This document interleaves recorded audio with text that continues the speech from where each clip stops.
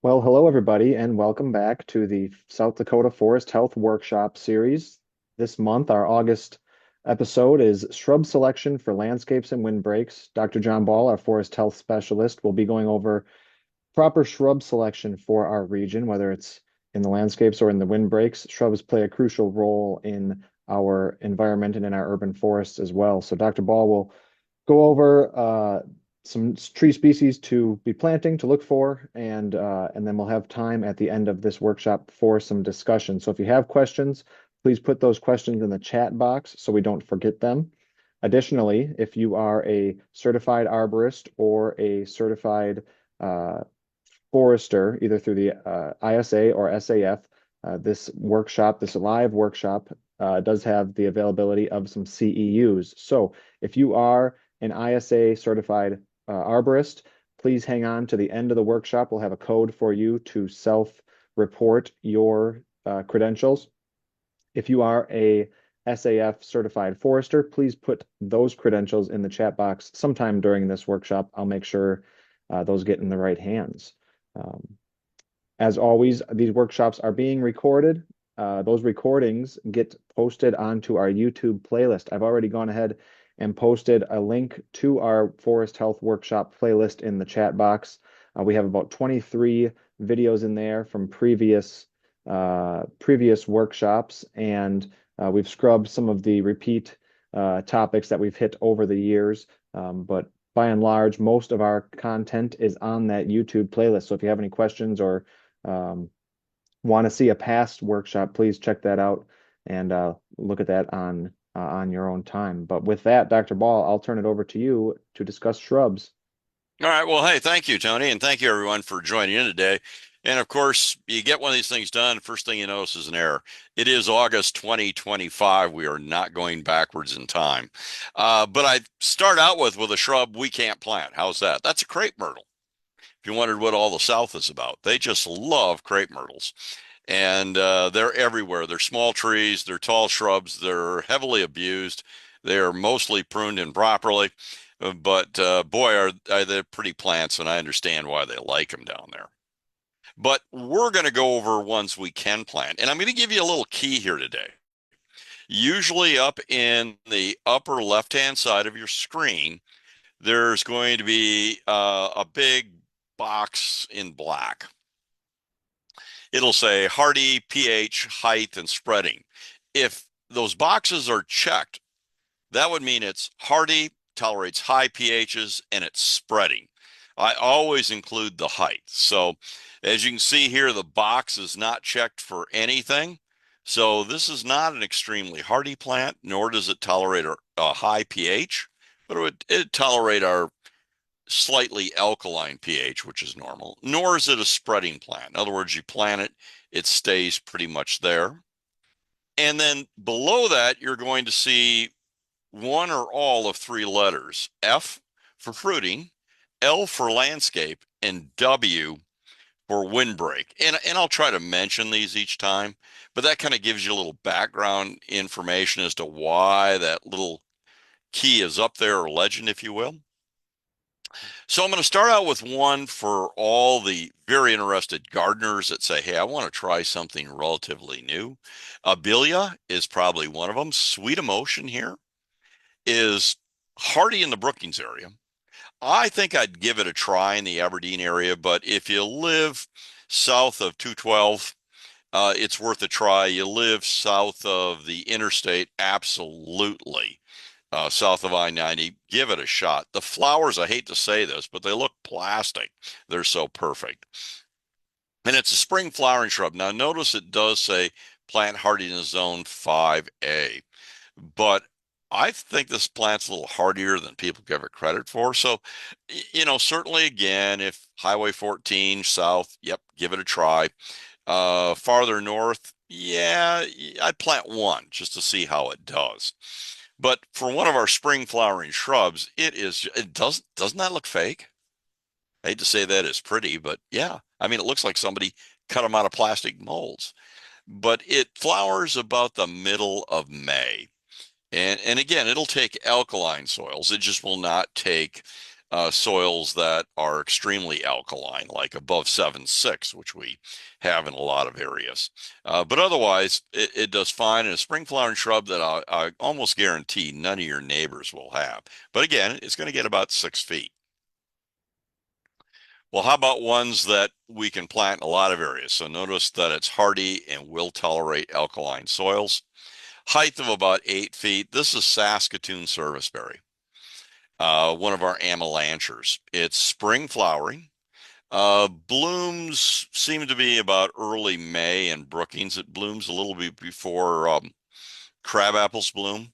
It does have a apple-like blossom to it, bluish gray bark, and fruit that we'll eat, but believe me, the birds will probably beat us to it.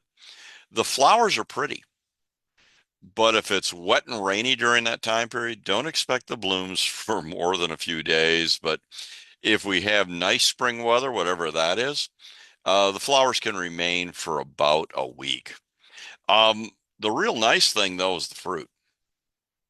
It's called Juneberry as well as serviceberry, and it does tend to produce fruit during June. Now, it might be late June, depending on how warm of a spring we have. The fruit's kind of a red to a purple when it's fully ripened. It is a palm fruit, so there's actually small seeds in the fruit. It's not like a blueberry, all right, but there's going to be one or several small seeds in it. You just eat the seeds. It's kind of like eating peppers. You just eat the seeds. Uh, you can bake this into a pie. It's a delicious pie. It is a native plant, by the way, native throughout South Dakota. The Lewis and Clark expedition traded with the Lakota and would buy 5 to 10 pound cakes of dried serviceberry fruit because it does store fairly well. It also has a nice fall color too. So this plant's working everything. You can have fruit that you can eat if you can beat the birds to it. It's a wonderful landscape plant with the white flowers in the spring, the fruit in the summer, the red fall color. And we also use it as a windbreak plant. And so there's a number of different species. I'm mentioning the Saskatoon serviceberry, since it's probably one of our hardiest and toughest. And that one gets about 8 feet tall. Some of the other ones can actually get a little taller. Black chokeberry. Now, as you can see, this is in a windbreak setting, and I'm seeing more windbreaks going in with this as a shrub row that produces edible fruit. Now, notice I've checked the spreading box. And so one of the things you may want to consider is not using fabric. Consider not using fabric. And my reason for that, it's going to be really hard for it to spread out if you've got fabric put down. Now, if you say, no, I'd rather have this as discrete small shrubs, certainly go ahead and put the fabric down. But if you really want it to kind of ramble and spread a little bit, I'd not use the fabric and just let it go. It's not a very fast spreading plant, so it's not going to make a thicket, but it will kind of fill in around it with more stems coming up. It is not extremely hardy. Now, it will certainly take zone 4. It'll certainly take below Highway 212, and again, worth trial up in Aberdeen and even in Lemon. Height is about 6 feet. And by the way, the one big thing on here, though, it really prefers neutral soils, maybe just slightly alkaline, like a 7.3. You get this plant on a 7.8, it will be chlorotic. Um, Used for the fruit, it is sold as aronia juice because no one would buy a juice called chokeberry, and it gives you an idea of the flavor. Yep, you've got to really kind of choke it down. Now, the good thing is the birds don't like it either ripe.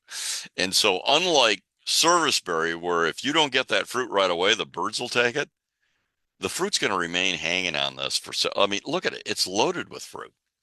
Not a single bird's taking it. Now, they'll take it in the spring after it's dried. So it is a good wildlife fruiting plant. But if you want the fruit, you're going to get it in the fall. And it does make excellent jams and jellies. So I gave it an all 3. And it actually can have a fall color too. So it is an attractive landscape plant as well as a fruiting plant. And again, as a windbreak plant as well. But look at that fruit. This is the cultivar Viking, by the way. If you are looking for one of these strictly for fruit production, Viking is one of our tougher ones.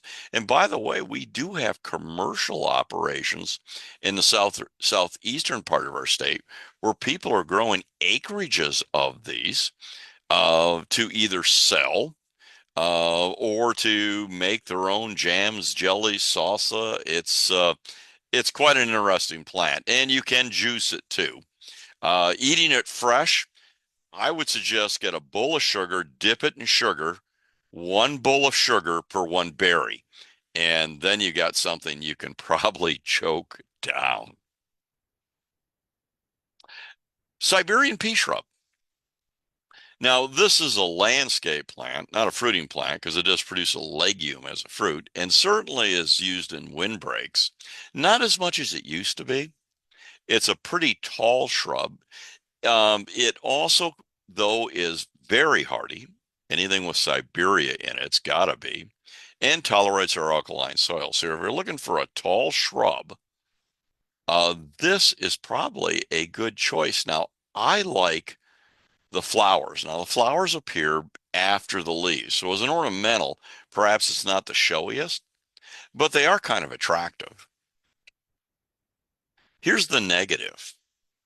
Blister beetles love to feed on pea shrub, along with honey locust. So it's not like it's its only food. But for all our West River folk and even some of our East River, if you've ever gone out and looked at a pea shrub windbreak and then 3 days later notice none of the leaves are on it, these insects can strip it that fast. Now, here's what you need to be. You need to be next to an alfalfa field. Serious. If you're near an alfalfa field, where these as the larvae tend to hang out, the adults will be defoliating your pea shrubs. Blister beetle gets the name because of this. If you ever feel something on the back of your neck and you go to smack it, your neck will blister like crazy. They do spray a blistering substance. It'll cause your skin to kind of bubble in that. If you leave them alone, they will leave you alone. So it's not a real threat. They're not going to spray you just from walking by. And you can almost pick one up, but they're pretty slow moving insects. You know why they can be slow moving? Because nothing bothers them, because nothing wants to get sprayed, but they will defoliate a pea shrub hedge. Now, since I mentioned pea shrubs, I should mention the weeping pea shrub. This is really the ornamental. It's a grafted plant. They've drafted the weeping form on top of a pea shrub stem. And so they can look kind of attractive like this, but I got to show you this. This is the McDonald's in Brookings. Since they'll still sucker from the base, if you don't go out and prune those away every year, you end up with an ordinary shrub. And here, you know what they did here? This all grew up. They cut off the weeping part because you could barely see it. And now you're just getting a pea shrub hedge coming up. Have it your way. This one you might want to play with. Notice it's listed as a Zone 5A. They're actually doing well in Brookings. I took this picture of one in Brookings. Tolerant of alkaline soils. All right. But again, for hardiness, Brookings is probably the limit, but sure, give it a try if you'd like. Height is about 8 feet, and this is a landscape plant. It's called the fringe tree. You can see why. It's got these beautiful flowers that hang down like this. It's very, isn't that pretty? The only problem is they appear after the leaves, but they still just hang in this beautiful fringe to it. It does have an interesting fruit, kind of grape-like, but it's much harder. But here's the interesting thing. This is very close relative to ash. Yeah, it's very similar to ash trees, except as a simple leaf, not a compound. But it's enough that emerald ash borer will occasionally attack them. So I do want to mention that if you plant them, they may be attacked by the emerald ash borer. Notice I said may, because the way they've typically managed to get them attack them is they literally cage them on to a fringe tree, and then that's the only thing they can attack. But I certainly wouldn't want to see people go out and plant a lot of them, but yeah, give one a try if you'd like. Now, dogwoods, they are certainly hardy. They tolerate slightly alkaline, but again, they're not above 7.6. They're not quite as good. And again, this is a spreading plant. If you use fabric as a windbreak, you're not going to get the full benefit of these filling in, but maybe sometimes you don't want that. They are a landscape plant. They are certainly a windbreak plant, but this is where they're native to in northern Minnesota. Okay. Where we have problems with dogwoods in South Dakota is when people go out and put them on these droughty soils, and they'll survive on the droughty soils, but we end up with a lot of canker diseases. And so a reminder to everyone, if you're going to use the dogwoods in a windbreak setting, do not plant them on droughty soils. They really do need to be on good, well-drained, moist soils to really perform their best. Otherwise, expect canker diseases and expect a shorter life than what you typically want to see on a shrub. We love the winter appearance of these things. Here's one midwinter fire, and you can see the 6 months of winter or spring and fall too, when the plant's bare, is really where it's the showstopper. So if you're using these for ornamentals, try to select varieties that have just incredible winter color. There's a lot of them out there, and since you can look at this plant all winter, buy those. I also recommend pruning these every spring. Take off about a third of the stems every year. Why? The youngest wood has the brightest color. So if you never prune it, after 3 or 4 years, you're left with stems that are going to be essentially gray. So every spring, prune off maybe a third, a fourth of the canes. And that way you're always going to have some stems with just brilliant winter color. And we do have a pest problem on these. Not enough to stop planting them, but if you go out right now, you know there's a lot of leaves missing on your dogwood. There you go. Dogwood sawfly. And they're getting about to that stage right now. And they feed in colonies. So you'll get a bunch of them and they curl, kind of like a cat for their nap. And they're on the underside of the leaves. So you got to take a leaf and hold it up. But if you find one that's been chewed quite a bit, you'll find these. Now, they're more of a late season defoliator, so they're not going to kill the plant, but you'll find that they'll strip the leaves. And the other thing is if this isn't a landscape planting, the insect likes to overwinter in any landscape timbers that you might be using for edging, and they can help rot them away. And you don't really think of that as a defoliator problem, but it's kind of unique on the dogwood sawfly. They'll actually go after your landscape timbers. Now, they're not going to go after your decking, so don't worry about that. But any untreated wood that you're using for an edging material, yeah, they can kind of chew a little hole so they can live in that for the winter. I had to show you this one. This is Garden Glow Dogwood. What do you think of that? Do you like that? It's kind of that kind of yellowish color. I'm showing you this so you don't plant it.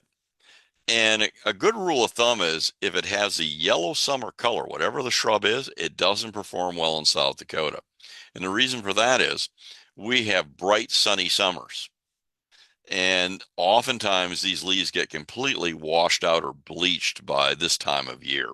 A lot of these shrubs are really developed for summers that are cloudy, but ours are just too hot and dry.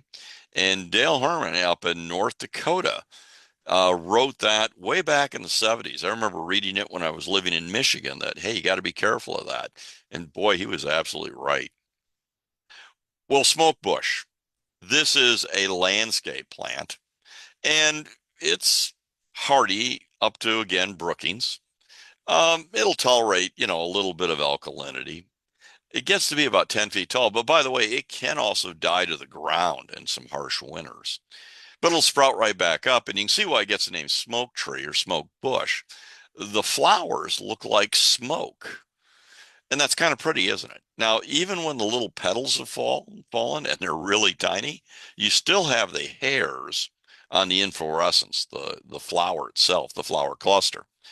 And a lot of times I get calls in the summer, what's that plant with that smoky appearance? Smoke bush. And by the way, there's a lot of different leaf colors out there too. Some people like the purpley ones. Some people like the yellow ones. And again, I don't recommend that. They get washed out by the late summer. Or some just accept green leaves but like the smoke. All right. For all you real dedicated gardeners, try this one. Again, dedicated gardeners. This is pearl bush. Notice I'm not checking any boxes there. Gets about 6 feet. Brookings South. Certainly Rapid City, Spearfish. But notice again a zone 5A. The flower and bud stage looks like little pearls. It's really a pretty plant. This is a double flowering one. It's hard to find. Lotus Moon is another cultivar to get. Um, our warmer summers and slightly warmer winters are actually allowing us to grow this plant. The old literature from 1910 said you can't grow this in South Dakota, winter kills. But our climate's getting a little milder, and we're actually having pretty good success. Again, as a landscape plant and as a hobby, not as something to line your drive with. But isn't that pretty? Just kind of a pretty little plant in the summertime. Burning bush, Euonymus salata. Notice I didn't check any boxes here. This we can get some winter kill, particularly in the northern half of the state. But boy, the brilliant red fall color, hence the name burning bush, makes it an outstanding landscape plant. You just love the color. It is not a windbreak plant. Absolutely not a windbreak plant. Why? It's also known as bunny candy. The rabbits love this. And when they chew all the bark around the base, this shrub just dies. It does not come back. So this as a plant or a couple of plants in your yard, cage during the winter, keep the rabbits away. Sure, plant them. But you plant a long line of these and you don't have any winter protection, the rabbits are going to take them out. And I think this winter, considering the rabbit population, is going to be another one of those great years for losing plants. Um, Burning bush is native to China, and I'm not going to do this too much because I don't want to do a travel log. But there it is in a garden in Shenyang that I got to visit, and in their botanical garden they had the lily tower, which you could go up at the top of. There I am, and look over the entire arboretum, and there's the arboretum that they have in Shenyang. It's spectacular. They do concerts. You get in your inner tubes and sit out there for concerts. They've got horseback riding. They've got go-karts. They've got paintball. And they've actually done a real good job of it. It gets people back into an arboretum. And yes, the collections are protected. But wow, what an arboretum. All right, forsythia. Planted, if you remember what forsythia is supposed to look like somewhere else. This picture was not taken in South Dakota. To really get forsythias, to really do well, zone 5, zone 6.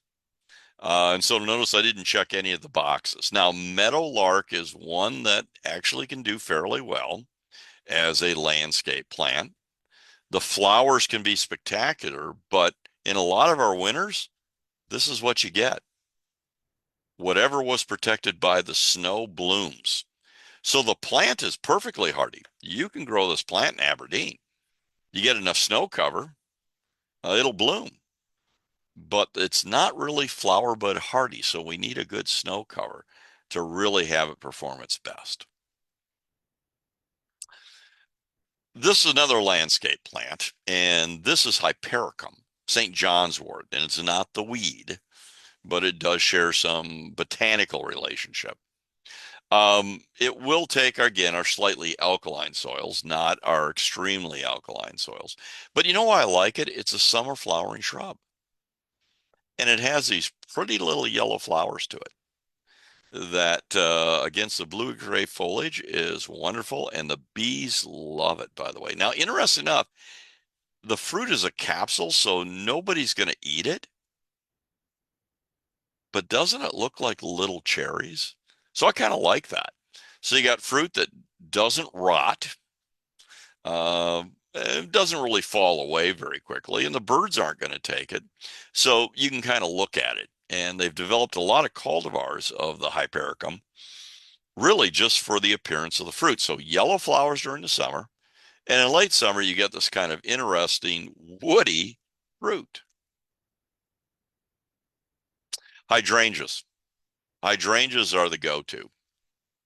They will take our slightly alkaline soils. The smooth hydrangea might have troubles with our extremely cold winters. And the problem with hydrangeas, they can get big, 4 to 7 feet. But man, can they be beautiful. So the smooth hydrangeas are one of our favorites. But smooth hydrangea is what we call a water pig. If you don't water it daily, it will just wilt. So hydrangea better adapted to South Dakota is the panicle hydrangea. And it gets the name because the flowers form a panicle. It is hardy. It also will tolerate our alkaline soils. You can grow this in lemon, bison, anywhere up there in the Northwest. It'll do okay. It still would like water, but it's not a water pig. It still is a landscape plant. I don't think too many people look at it as a windbreak plant, but it's not saying it could not be used in that manner. But boy, do we use it for an ornamental now, a large ornamental. Look at this one, vanilla strawberry. What do you think? Now, these are late summer flowers. They're in bloom right now.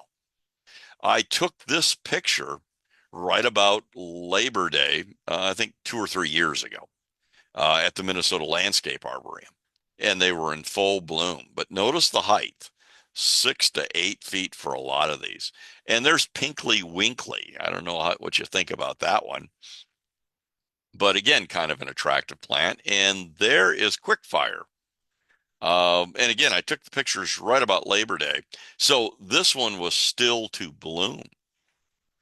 And so the panicle hydrangeas are just become wonderful plants for the landscape. Again, unfortunately, they're a tall shrub for the landscape, but pretty much bomb proof, not a lot of pest problems, tolerates our alkalinity, tolerates our winters, and is more drought tolerant than our smooth hydrangea. Just to mention, there's oak leaf hydrangeas. I took this picture in Sioux Falls, but really much north of that, they don't do well. I have seen them in Pierre. I certainly see them in Rapid. The leaves kind of look like oak leaves, hence the name oak leaf. And if you live down south of Sioux Falls and south of Rapid, you can actually grow vining hydrangea, or also known as climbing hydrangea. It literally holds onto a wall with holdfasts, but has these beautiful hydrangea blossoms. I took this picture in Canton, but I didn't get it in bloom yet because I took the picture in the summer, but it's blooming there now. And so if you're looking for an interesting vine, but you live in the south of our state, it's kind of an interesting one. But stay away from this one, please, no matter where you live. The endless summer hydrangeas, the hydrangea macrophylla, they are sold everywhere and they should be left there. It can be a magnificent plant. I have no problems with the plant. I have problems with trying to grow it in our climate. The reason for that is why these are beautiful flowers in that. You really need acid soil to really get the flower color just right. And while you can buy sulfur and aluminum to add to the soil, our soils are so well buffered, it's hard to get that beautiful color once they're out of the pot. The other thing is this is an unusual hydrangea, this cultivars, in that they bloom on new wood and old wood, hence the name endless summer. It's going to start flowering in early summer, continuing flowering to late summer. The problem is it will winter kill. It'll die to the ground. So when it comes up in the spring, we don't get the early summer flowers. It's still growing. And we get a few sprouts of late summer flowering. I took that pic. Now that one you say, John, that looks great. I took that in Peru. It does well there. But Brookings and Peru have very little in common. So leave it. Now, one that someone said, hey, they're want to grow these. What can you tell me about them? Well, believe it or not, this shrub we've talked about in the past, or I have, see this book, Shrubs for South Dakota? Produced this book about 20 years ago. I think some of the extension office still have them for like $5. I mean, the information is still valid in it.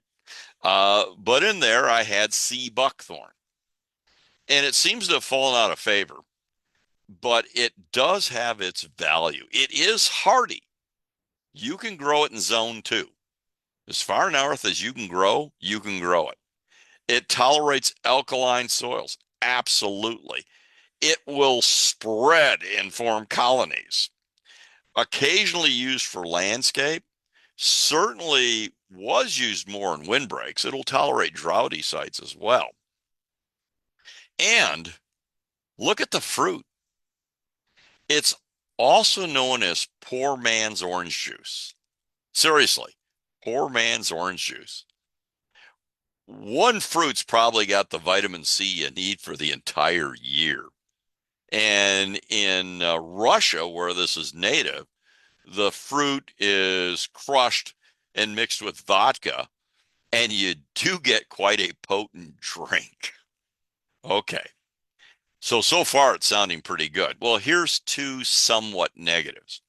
Again, it is a spreading plant. I wouldn't use fabric. You want this thing to spread.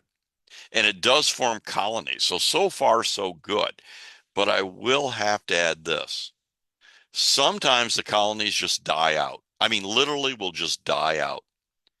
So you might have this as a row for 15 years, and then one year it's almost completely died out and starts sprouting back again. So just be aware of that. And that is kind of a negative. But if you're looking for one tough, tall row, this would be it. It is kind of interesting. And the birds will take the fruit after the winter if you don't. But I can remember planting this in Meade County out on the prairie in a drought year, and they all lived. But on the other hand, I've seen plantings where they die. And I will tell you this, the poorer the site, the better the growth. Don't plant this on a one soil where you've got evenly moist, you can grow anything. It will sputter along for a couple of years and die. But you've got a poor site, this is it. Well, mock orange, notice it's a landscape plant. And I mention it because it's kind of a one trick. It has beautiful flowers early June that smell like, yeah, oranges, hence the name mock orange. Um, they're not always hardy. You expect a little dieback on them. Yeah, they'll tolerate our soils, but not excessive alkalinity. And about a 4 to 8 feet. It's a tough plant, and for 1 week it's beautiful, but that's it. The 1 week and it's over. But that 1 week they can be pretty. They have a lot of double flowering ones. There is really no fruit to speak of, but look at the flowers. And remember, they smell like oranges. So a little addition in your landscape, sure, go ahead. And they're not extremely hardy, but yeah, you can grow them just most places, even protected areas in Aberdeen. But once again, stay away from the golden varieties. They're really not a good choice because they do get bleached out in our bright summer sun. And if you're Minnesotan, there's Minnesota snowflake. It's kind of a small one of these. Blooms in June, and that's it. But boy, when they're in bloom, they're pretty. Nine bark. Now, nine bark's a tough plant. It's native to South Dakota, by the way. Zone 2, tolerates alkaline soils. Can't beat it. 3 to 8 feet, depending on what you plant, and it's become a popular ornamental, surprisingly. Now, again, the species is native, but they've developed all these cultivars, and so it's a real good landscape plant as well. Phaseocarpus or carpa. It's kind of an interesting plant for cultivars. It can be beautiful. Look at this, amber jubilee. Isn't that pretty? That's what the leaves look like. You can cut it to the ground. It'll sprout right back. Again, takes pretty tough sites to it. There's Little Devil. What do you think of that one? Kind of that dark leaf, and then the flowers. Now, it flowers mostly in the spring, but on campus, there's usually sporadic blooms throughout the entire summer. And that, so kind of an interesting shrub that is very, very versatile, the nine barks. And here's one we don't see as often. Now, by the way, you go back to the 30s, which probably most of you can't, and even I can. But we still had the plants in the 50s. But if you wanted cherries, and this was 1930, this is what you grew. Nanking cherry. It does produce a small cherry. It is a prunus. They're probably a little too sour for you to eat, but you can cook with them. You can them and that, so they were a useful fruit. Notice it's very hardy, will tolerate alkaline soils. Uh, it doesn't really spread a lot, but you get a little spread to it, but not much. So hence I put it down for the fruit, for landscape, but it is used for windbreaks and still is. Now, unless you net the plant, you may never see the fruit. The birds like it that much. And there's the shrub. It does have an attractive flower in the spring, but the flower occurs after the leaf, so it's not extremely showy, but it's nice. But I like the fruit, late June, early July. And I'll eat it right off the plant, but I honestly don't eat a couple of Snicker bars and go to this. It'll really taste sour to you, but it's kind of nice. And well, like I said, 1930s, this was the plant. And in a windbreak for wildlife, you bet. Good choice. And for fresh eating too, if you're, again, never had sugar. Clove currant. Now I'm seeing more of that being used in some windbreaks and that. It does have a fruit. It is a currant. It is native. Buffalo currant is one of the other names to it. We have several species of currants native to South Dakota. They are hardy. They will tolerate the high pHs. This gets the name clove currant too because the flowers smell like cloves. And if you go to a large arboretum where they have sensory gardens, gardens for the touch, the visual, the fragrance, every one of them has a clove currant in there because when they're in bloom in early spring, they're one of our earliest blooming plants. The fragrance is mild but enjoyable. So it's a nice plant for that. But like I said, for the fruit, for a windbreak, I've seen it used in a lot of ways. Will tolerate moist soils, not wet, but moist soils as well. Now, sumac. Sumac's an interesting plant, and we have staghorn and we have smooth sumac planted in the state. We also have cultivars, which you're seeing here, and that'll be my next slide. These are hardy. They do tolerate the pH, and they are spreading. But smooth sumac and staghorn sumac, which do form colonies, so you don't want to fabric them, and they are going to spread, just like sea buckthorn, which, by the way, is no relationship to buckthorn.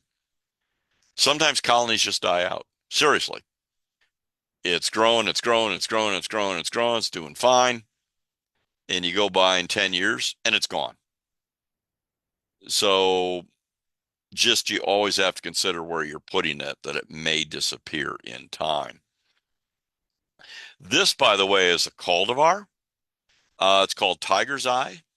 I never thought it would catch off the way it did, but it is extremely popular. And by the way, it does hold this color in the summer.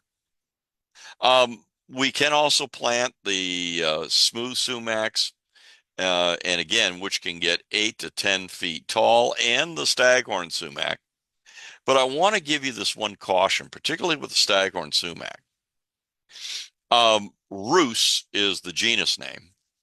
When I went to college and took this class more than 50 years ago, I was thinking, um, poison ivy was called Rus radicans rather than Toxidendron radicans. In other words, it was in the same genus as sumac. And it does have some of the oils. And so occasionally, notice I didn't say all the time, but occasionally, and it's even happened to me, and I've never gotten poison ivy. But I was out in our pasture in July on a humid day, cutting the staghorn sumac that was starting to go out into the pasture area. Cows won't eat it. And I was just cutting it and pulling it out. And I got those oils on my hand. And I didn't really think much of it. But the next day, my hands were blistered from it. Not from the digging, but from the contact. So I just put that as a minor caution. It's 99% of the time you handle this stuff, nothing. But the staghorn, that kind of thickness, the humid day, a lot of the oils, it's just a little blistering, but I just want to throw that out there. Elderberries, I see those. As then I looked at the Big Sioux nurseries list, and they had elderberries. Notice I've checked all the boxes here. They're hardy enough. You can grow them through the state. And again, they can tolerate slightly alkaline soils, but not the extremely alkaline ones. And they spread not very quickly. So this would be a slow spread. So you might say, well, I'm still going to use the fabric.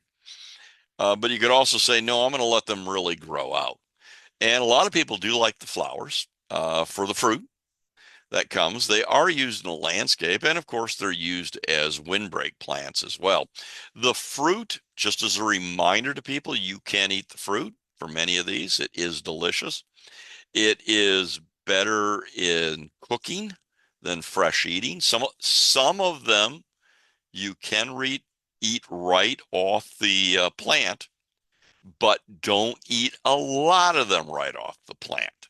It may go through you a little too quickly. We'll leave it at that. But elderberry wine, elderberry pies, elderberry in your pancakes, you bet. Go for it. And of course, the critters will eat it as well. But this likes wet soils. I've seen people plant them. What was the one I saw up near Mobridge? Really droughty soil, and these were struggling because they're like the dogwoods. They don't do well on droughty soils. They like moist soils is where they perform the best. And took this picture last week up at Shade Hill, silver buffalo berry. Now, this is kind of like sea buckthorn in that the better the site, the poorer it grows.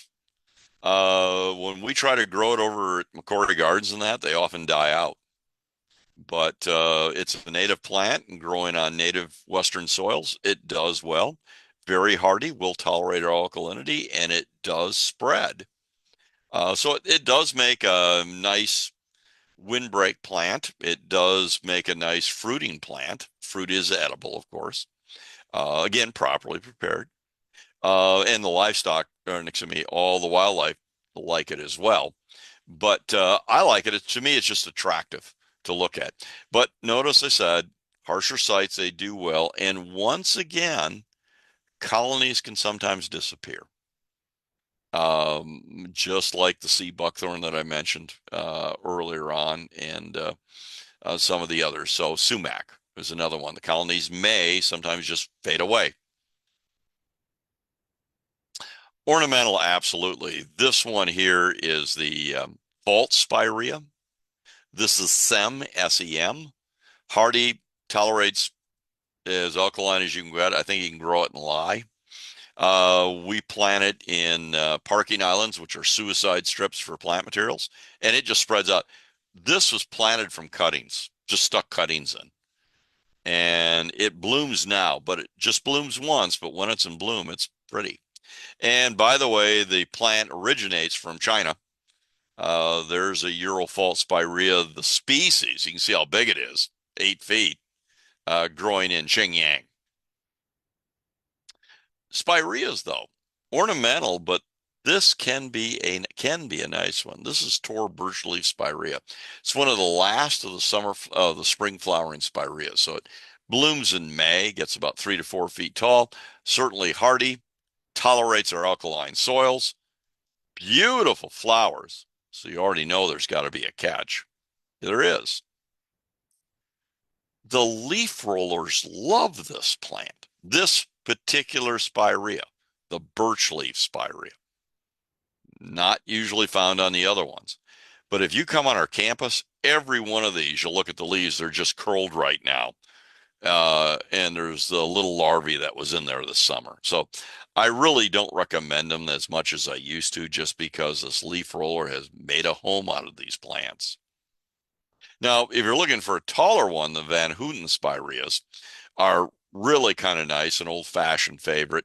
I usually don't see a lot of problems with these. Again, these are our spring flowering spireas, so they're going to bloom just as the grass is turning green, and that really kind of pretty. And then if you want summer flowering spireas, the Bamalden Japanese, tough as nails. You can mow them in the ground in the spring, they'll come right back, bloom that year.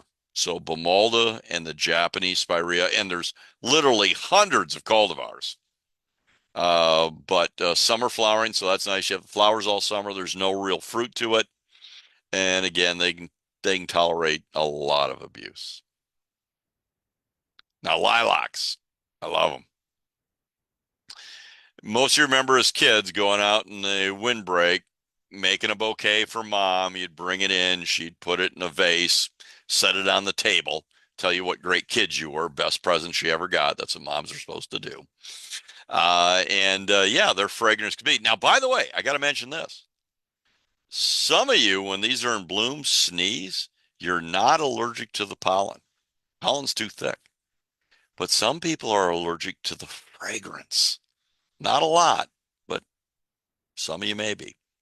Hardy, tolerate our pH. I mean, there's abandoned homesteads in South Dakota. The only thing left are the sedums and the lilacs going around it. So no interesting fruit, of course, but boy, are these versatile plants. Except this year, call after call after call after call, picture after picture after picture. Who sprayed and killed my lilacs? Nobody sprayed and killed your lilacs. This year, it's been in the update for 3 weeks in a row. This is such a problem that common lilac is just being hammered with a leaf disease. We see it about every 10 years or so. The conditions have to be just right in the spring for the infection to set. And boy, were they this year. And so they all look like this. Every windbreak, not every windbreak, but many of them you look at. But if you go up close, the buds are still good. They'll come back. I had a contact yesterday from a weed and pest board. Somebody swore they sprayed and killed their plants. No. Well, they all look like this. And you don't need to spray, and they'll come back. They're tough. We have single flowering lilacs. We have double flowering lilacs out there. And what do you think of this one? Sunset. Isn't that pretty? Now, by the way, the color they're trying to develop is black. If anybody here can develop a black flowered lilac, you're going to make a lot of money, because that seems to be the color that's hard to make and everybody wants. We also have late lilacs. This is the last one to bloom. I mentioned this one because in windbreaks, typically this has more leaf disease than the common lilacs, except this year. I sometimes take a look at a lilac row and you can tell right where they switched to light lilac because you got more leaf diseases. But this year, leaf spot on common lilac just went crazy. Oh, by the way, privet-like odor. You're not cutting a vase of these and giving it to mom unless you really didn't like mom. We also have dwarf Korean lilac for ornamental. Very light, spicy fragrance, blooms a little ahead of common lilac. The plant itself is about 5 feet tall, but the leaves are kind of small. And like I said, fragrant. It's nice. and the Miss Kim lilac. Now, the Miss Kim lilac gets about 8 feet tall, and it's an ornamental, not a windbreak. For windbreak, we use late lilac and common lilac. This is one of the few lilacs that has a little bit of a fall color, but the Miss Kim is also a nice choice if you got 8 feet, if you got the room for it. And the Tinker Bell. Look at these little ball there. And on this particular plant here, what they've done is they've grafted it. It's on a Japanese tree lilac stem to 4 feet, and then they graft this little Tinkerbell on the top. And you know what happens if you don't prune off all the Japanese tree lilac that wants to come up as the rootstock? You get this. Aaron Key sent me a picture of this from the Culvers in Aberdeen. So yeah, you got to prune it every year. Otherwise, you're going to get a tree lilac popping up through it. Got to show this one real quick. Tamarix, because in the book we were still talking about it, but no, it's on the no list. You can't plant this anymore. Why? It is invasive. It starts colonizing river basins, stream size, more West River than East River, but apparently even the James has some of this coming up. But the White River, bad, you name it, West River, you are getting some of these popping up. They were a popular ornamental because of the flowers, but again, unfortunately, they have become extremely invasive, and particularly west of South Dakota. It's lining parts of the Grand Canyon, for example. Okay, what about viburnums? Again, notice the fruit, the ornamental, and the windbreak, hardy and tolerate our pH. I love these. This is the cranberry bush viburnum. You are not going to eat that fruit right off the plant, but you can make jams and jellies out of it. And the birds won't touch it until spring. It's got to go through a lot of freezes and thaws, but they'll take it in the spring when the robins come back. Absolutely. And has these big white flowers. And I do see this being used in windbreaks as well as the nannyberry.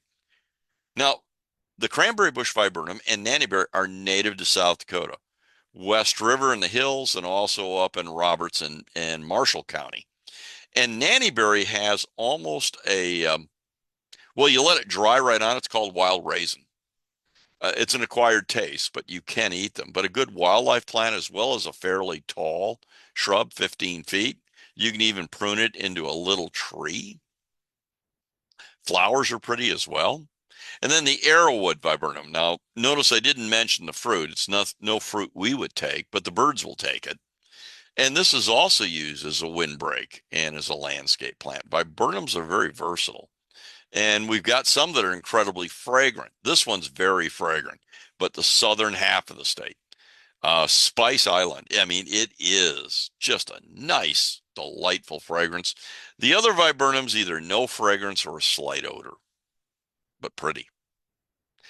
But, do not plant viburnums on dry sites.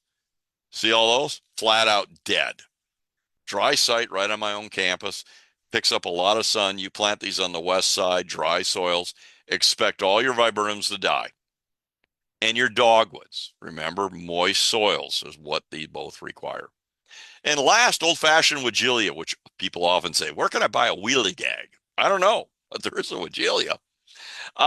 Borderline hardy, so sometimes they die to the ground. And this is a landscape plant, but the nice thing with this is it blooms in the spring and then reblooms in the summer. And they're blooming right now on campus.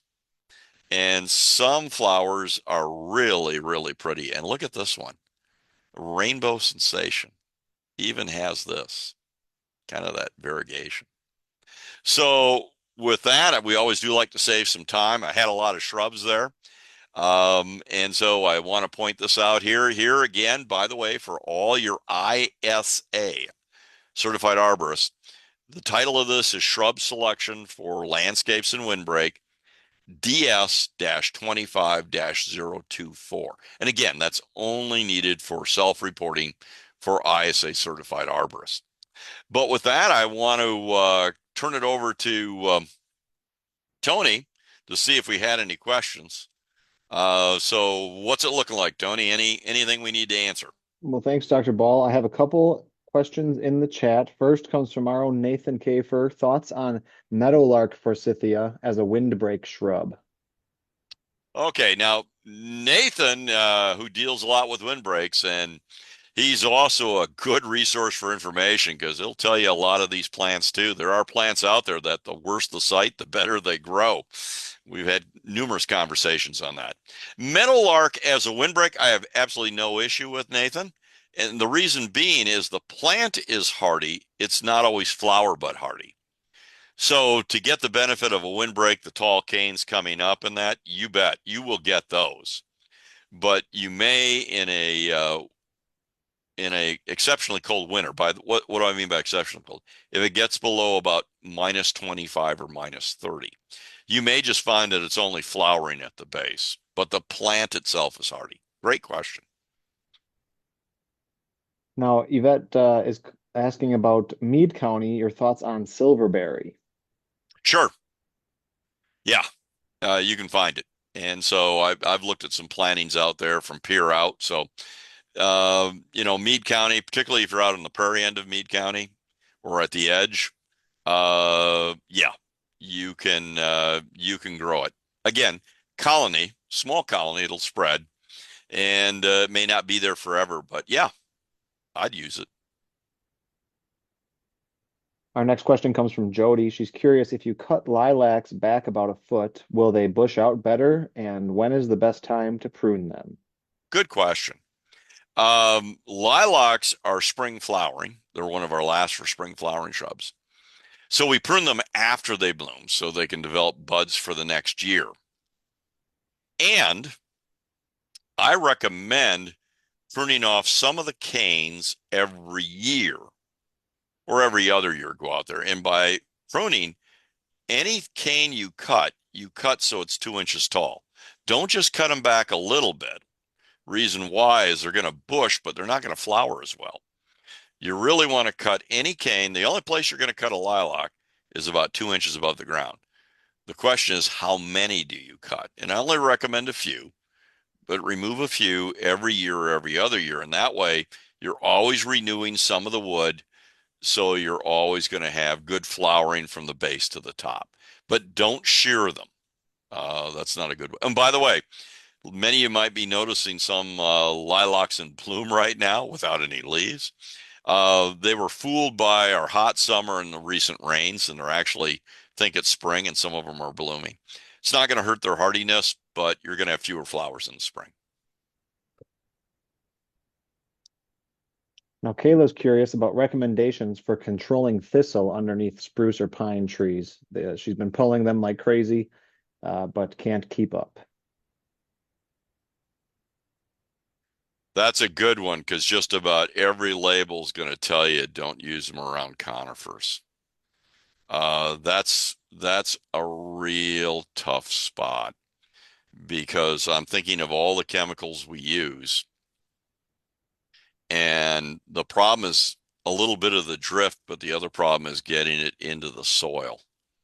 Um, I'm going to think about that. That's going to be, when we talk about conifers next, coming up in September, I'm going to talk about weed control underneath them too, because that's good. But right off the top of my head, I hesitate to mention something for fear I may be wrong. And if I'm wrong, it's really wrong. Herbicides and conifers do not do well together. So I will email you on that, but I think we'll address that question more so in the September 17th issue of this. Perfect. I have two more questions here as we reach the top of the hour. Jeffrey's curious about your thoughts on the use of Principia sinensis as a shrub tree, and if you're familiar with that. I am. Um, you know, it almost looks like a big haystack to it. Kind of mounded, has interesting fruit. It's in the Rosaceae family, has somewhat attractive flowers, and does have small thorns. I rarely see it anymore. Um, I saw it more in the 90s and the early 2000s. I certainly saw it in the 80s. It just seems to be one of those shrubs that seems to be less and less popular, but very tough. So I like it. I'd like to see more of it. Quite honestly, I'd like to see it. The last colony of it out at Macquarie died out and they haven't replanted it. So right now I can't even put it on my list to show students anymore because we have none. It's that hard to find. By the way, for the rest of you, that was used as an ornamental back around the turn of the last century and was used as a windbreak plant, shrub row, in the southern half, not the northern half. Boy, someone brought up an interesting plant there.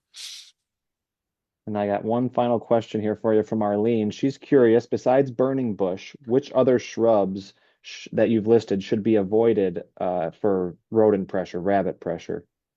That's a good question. The burning bush, absolutely. Um, anything the other one, cotoneasters, they will chew the base on those. They'll sprout right back up, fortunately. But that's another one. And here's one that'll surprise you, sumac. I know it sounds crazy, but they will chew the bases of sumac. The sumacs will at least sprout back. But when I take a look at rabbit damage for shrubs, the cotoneasters, the sumacs, and the burning bushes are the ones that tend to be among their favorite. Certainly fruit trees, apples and crab apples are their favorite as well. But those are the ones I'd be concerned about. They don't seem to like June berries, service berries, probably the cyanide. So that'd be a good choice. And they don't like sea buckthorn either. Well, perfect. We are just past the hour. I don't have any more questions in the chat box. I'll make one final call for any SAF, Society of American Forester, certified foresters. If you are looking for a CEU from today's workshop, please put that in the chat here. Join us next month on September 17th. We're planning to have our next forest health workshop. We're going to discuss conifers, both the trees and the shrubs for South Dakota. If you want, I'm going to put this YouTube link Oh, back in good. the chat just as we close out here, so it's fresh in people's mind. Lots of great information on there from past events. I got to say, I use my shrub book all the time. If you can find one, get your hands on a copy. And thanks again for joining us, everybody. We'll see you next month. All right. Thanks, everyone.